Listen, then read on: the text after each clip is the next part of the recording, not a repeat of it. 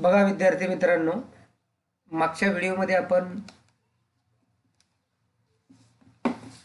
जी वेगवेगळी प्रेपोजिशन पाहिली त्यामध्ये डाऊन असेल, अंडर असेल, बिलो असेल, बिनीथ असेल किंवा अंडरनीथ असेल किंवा before, after, of, beside and besides पर्यंत आपण आलो होतो. Now we are going to learn another prepositions with and without. With म्हणजे स किंवा बरोबर आणि विदाऊट म्हणजे च्या शिवायच्या व्यतिरिक्त. How can I live without you, a child said to his mother. एक लहान मूल म्हणालं, आई मी तुझ्या व्यतिरिक्त कसं जगू शकतो. विदाऊट. आता विथचा अर्थ बघा. विथ म्हणजे च्या स, च्या बरोबर, च्याशी, च्याने. एखाद्या बरोबर स अशा अर्थाने विथचा वापर करतात. The dog is walking with the farmer. शेतकऱ्याबरोबर कुत्रा चाललाय. डोंट कम विथ मी, माझ्याबरोबर येऊ नको. या अर्थाने च्या बरोबर जाणे, या अर्थाने हालचाल करून, या अर्थाने एखाद्या साधनाने कृती करणे असा उल्लेख असेल तर त्या साधनापूर्वी विथचा वापर करता. A mango is cut with the knife. एखाद्या साधनाने कृती करणे. I can write with pen किंवा we can write with pen. आपण पेनच्या साह्याने लिहू शकतो. म्हणजे त्या साधनाच्या साह्याने आपण लिहिण्याची कृती करू शकतो. Mango is cut with the knife म्हणजे याचा अर्थ सूर्याच्या साह्याने आंबा कापला जातो. I write with a pen दिल्याचे बघा, मी पेनने लिहितो. आता विदाऊट म्हणजे शिवाय. आता विथ म्हणजे काय, सह किंवा बरोबर. डोंट कम विथ मी एवढं लक्षात ठेवा. किंवा the dog is walking with farmer हे वाक्य सोपं लक्षात ठेवा. आणि mango is cut with the knife हे दोन्ही वाक्य जरी लक्षात ठेवले किंवा I write with a pen. त्याच्यानंतर विदाऊट म्हणजे च्याशिवाय. एखाद्या वस्तूशिवाय असा उल्लेख असताना विदाऊटचा वापर करतात. Some student came without books. Without books of language, that is Marathi, English, Hindi, it is. काही विद्यार्थी पुस्तकाविरहित आले म्हणजे पुस्तक आणलंच नाही. They did not bring book in the class. It means म्हणजे त्यांनी वर्गात पुस्तकच आणले नाही. Nobody can live without food. We cannot live without air, food, water. आपण पाण्याशिवाय जगू शकत नाही, अन्नाशिवाय जगू शकत नाही, हवेशिवाय जगू शकत नाही. We cannot live without air. बरोबर आहे. त्याच्यानंतर सिन्स म्हणजे पासून आणि फ्रॉम म्हणजे पासून. पुढचं प्रेपोजिशन आहे आपलं सिन्स आणि फ्रॉम. सिन्स म्हणजे पासून, फॉर म्हणजे करिता, परंतु त्यांचे उपयोग पुढं फ्रॉम बी आपल्याला घ्यायचं आहे, हे लक्षात घ्या. आता सिन्स म्हणजे काय, तेव्हापासून आतापर्यंत. सिन्सचा उपयोग आपण हे बघा. I have been write down the example. I have been learning English since first class. म्हणजे चालू पूर्ण वर्तमान काळामध्ये सिन्सचा उपयोग करायचा आहे. Since is used is continuous perfect present tense. चालू पूर्ण वर्तमान काळामध्ये सिन्सचा वापर करायचा आहे. फ्रॉमचा उपयोग, from is used in continuous perfect past tense and in continuous perfect future tense. चालू पूर्ण वर्तमान काळामध्ये एक एक वाक्य लक्षात ठेवा. I have been learning or we have been learning English since 9 years. Since first standard, पहिल्या वर्षापासून, पहिल्या इयत्तेपासून आपण इंग्रजी शिकत आहोत. आताही शिकण्याची क्रिया चालू आहे आणि पुढेही किती काळ शिकत राहू हे माहीत नसेल. अशा वेळेस चालू पूर्ण वर्तमान काळाचा उपयोग करतात आणि मग त्या ठिकाणी सिन्सचा वापर करतात, फ्रॉम वापरत नाही. मग फ्रॉमचा उपयोग ज्यावेळेस आपण घेऊ त्यावेळेस तुम्हाला फ्रॉम कुठे वापरायचा ते मी सांगणार आहे. सिन्स म्हणजे तेव्हापासून तर आत्तापर्यंत आणि पुढे किती काळ या अर्थाने. कालदर्शक आहे. अमुक एका काळापासून, पॉइंट ऑफ टाईम असा उल्लेख करताना सिन्सचा वापर करतात. हे बघा, चालू पूर्ण वर्तमान काळाचं वाक्य आलेले. Gopal has been learning in the school since 2006. 2006 पासून शिकतोय. Now he is learning in the school and he will learn in the school in in the future. आणि भविष्यामध्ये तो शिकणार आहे. म्हणून चालू पूर्ण वर्तमान काळामध्ये सिन्सचा वापर करतात, हे लक्षात ठेवा. Rama has been here since Monday, म्हणजे सोमवारपासून रामा इथंच आहे. I am here, I am in this, I have been in the school since 2 years. बघा, म्हणजे मी या शाळेमध्ये 2 वर्षापासून आहे. I have been in Ekalara school since 2 years. मी या एकलारा शाळेमध्ये किंवा I have been teaching English since 2 years in Ekalara high school. Ekalara हायस्कूलमध्ये मी 2 वर्षापासून इंग्रजी शिकवतो आहे.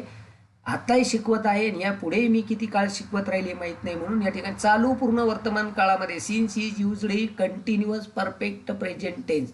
आता सिन्सचा अर्थ कारण म्हणूनही वापरतात, पण तो आपण पुढे पाहणार आहोत. ज्या वेळेस आपल्याला कारण माहिती असेल, बिकॉज कुठं वापरायचं आणि कारण बिकॉज, ॲज आणि सिन्स हे कारण म्हणून सुद्धा वापरतात, हे लक्षात घ्या. परंतु सिन्स या ठिकाणी कारण म्हणून ज्या वेळेस आपल्याला कारण माहिती असेल तर ते कारण वापरायचं, त्या ठिकाणी सिन्स वापरायचा, बिकॉज वापरायचा नाही. ते आपण पुढे पाहणारच आहोत.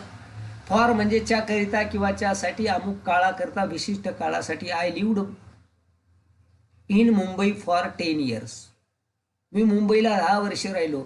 The soldier did not best for the nation. दे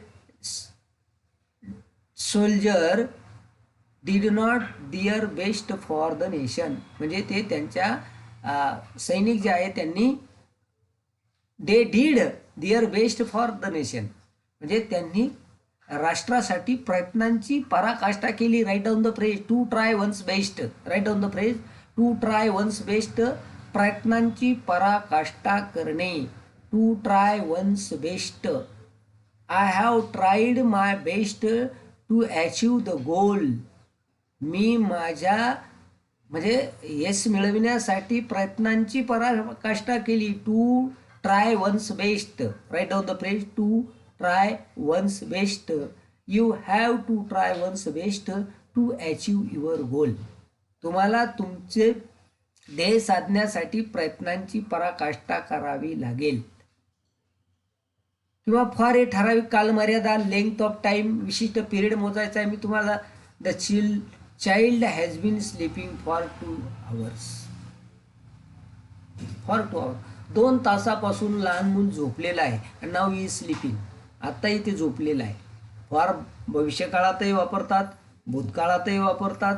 आणि म्हणजे for is used in perfect continuous perfect present tense, continuous perfect past tense and in continuous perfect future tense. या तिन्ही काळामध्ये फॉर वापरतात. The child has been sleeping for 2 hours. हे लक्षात घ्या. फॉरचा वापर पर्पज, फॉर व्हॉट पर्पज अशी फ्रेजेस लिहून घ्या. फॉर व्हॉट पर्पज, च्या हेतूसाठी. रिझन, हे बघ मी सांगितलं. एक्सचेंज, इन स्पाइट ऑफ अशा संबंधित करतात. Walking is good for health, च्या करितासाठी. चालणं हा आरोग्यासाठी चांगला वागणे. He was punished for theft, म्हणजे का चोरी केल्याबद्दल त्याला शिक्षा झाली. For theft. He sold all his ornaments for a petty sum, म्हणजे सगळे दागिने विकली. There were 3 conditions for combination. 3 अटी आहे. फॉर आलं लक्षात. आता पुढचा आहे बाय, त्याच्यानंतर ॲट आणि टू. बाय, ॲट आणि टू. आता पहिला बाय म्हणजे ने. आपण पॅसिव्ह वॉइसमध्ये बाय वापरतो. A mango is eaten by Rama. By, कडून, जवळ ने. बाय म्हणजे कडून, जवळ ने. पॅसिव्ह वॉइसमध्ये बायचा उपयोग करता आला बघा. A letter is written by me. आलंच बघा तिथं. A letter is written by me, म्हणजे पॅसिव्ह वॉइसमध्ये बाय वापरतात. कोणत्या वाक्यामध्ये? ॲसरेटिव्ह सेंटेन्समध्ये. साध्या वाक्याचं पॅसिव्ह व्हॉइस करताना बाय वापरतात. आज्ञार्थी वाक्याचं पॅसिव्ह व्हॉइस करताना बाय वापरत नाही. ते आपण पॅसिव्ह ॲक्टिव्हमध्ये पाहणार आहोत. किंवा प्रश्नार्थक वाक्याचं ॲक्टिव्हचं पॅसिव्ह करताना बाय वापरत नाही. How do we make ornament, how are the ornaments of gold be made. किंवा open the window, let the window be opened in bracket by you if essential. परंतु अ मँगो, आता या ठिकाणी दिलं आहे अ लेटर इज रिटन, ही I write a letter is written by me. विधानार्थी वाक्यात वापरतात. एखाद्या वस्तूजवळ अशा अर्थाने बायचा वापर करतात. एखाद्या वस्तूजवळ बघा, mother stands by the iron stone, म्हणजे त्या लोखंडी शेगडीजवळ आहे. They are standing by the gate, गेटच्या जवळ. वाहनांच्या नावापूर्वी बायचा वापर करतात. By bus, by aeroplane, by bicycle, by motorcycle, by car. वाहनाने प्रवास करत असाल तर वाहनांच्या अगोदर बाय हे उपपद वापरतात. प्रवास करत असाल तर if you are travelling by vehicles. बघा या ठिकाणी the boys go to school by bus, by bicycle, by aeroplane, by ship. प्रवास करणे अर्थाने बायचा वापर करतात. साहित्यिकांच्या नावापूर्वी बाय वापरतात. The book is written by Rabindranath Tagore, this poem is written by Rabindranath Tagore, in the bazaars of Hyderabad is written by Rabindranath Tagore. एखाद्याने धडा लिहिला, कविता लिहिली असेल, कंपोज केली असेल, गाणं गायलं असेल तर this song is sung by Lata Mangeshkar. आलं लक्षात? मग the book is written by Rabindranath Tagore. च्या सुमारास उल्लेख असताना बाय वापर करतात. I shall be at your house by 4. भविष्यात, त्या सुमारास, विशिष्ट कालावधीच्या वेळेस या अर्थाने. हे झालं बायचे उपयोग. आता ॲट म्हणजे कडे, ॲट म्हणजे कडे. आता ॲटचे सुद्धा उपयोग आहे वेगवेगळे, ते आपण पाहणार आहोत या ठिकाणी. ॲट म्हणजे कडे, जवळ, आत, वेळ सुचविण्यासाठी किंवा वाजता. आता वाजता म्हणजे I woke up at 5 o'clock, I go to school at 11 o'clock, वेळ दर्शविण्यासाठी.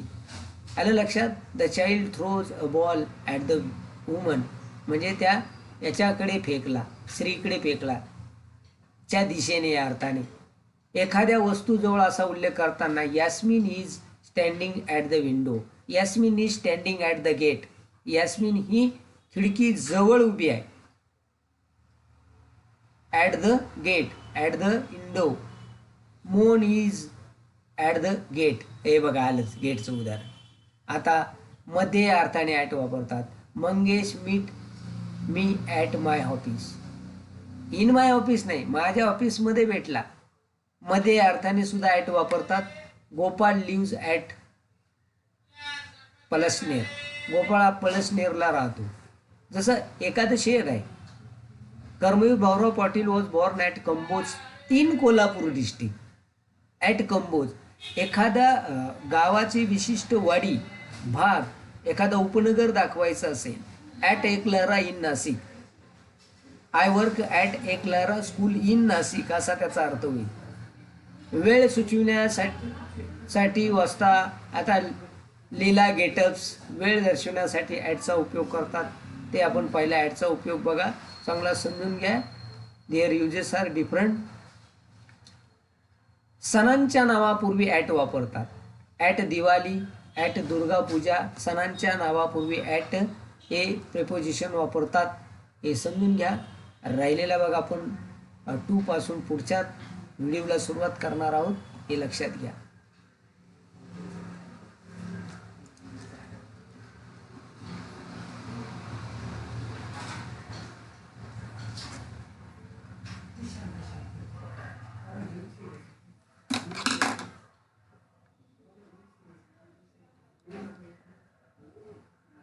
तर या ठिकाणी ह्या सगळ्या व्यवस्थित वाचा, समजून घ्या, कारण समजणं ही काळाची फार गरज आहे. हा फार क्रिटिकल भाग आहे तसा, परंतु याकडे वारंवार लक्ष देणं ही गरज आहे. तुम्हाला मी होमवर्क सगळ्या प्रोपोजिशनचा जनरल होमवर्क मी